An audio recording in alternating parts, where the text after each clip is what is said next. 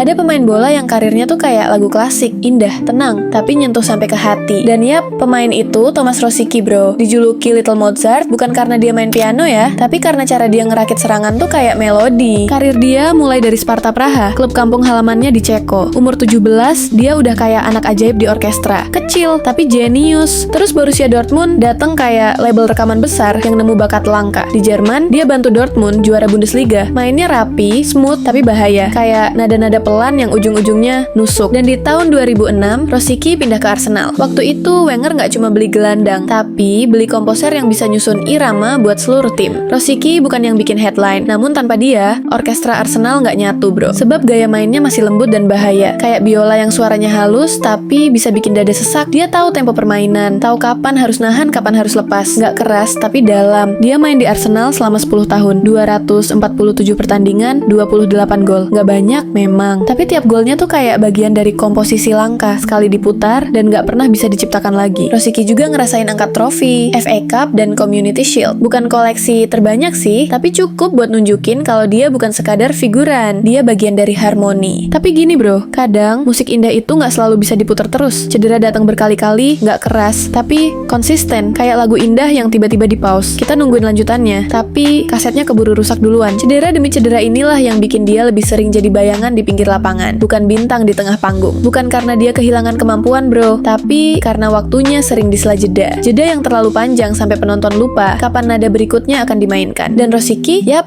dia emang bukan pemain yang ngumpulin banyak trofi, tapi dia ninggalin sesuatu yang lebih langka, yaitu rasa. Mainnya bukan buat pamer, tapi buat orang yang ngerti seni. Dan seni yang bagus itu nggak selalu butuh sorakan. Kadang cukup satu tepuk tangan pelan dari mereka yang benar-benar ngerti tentang siapa yang barusan main.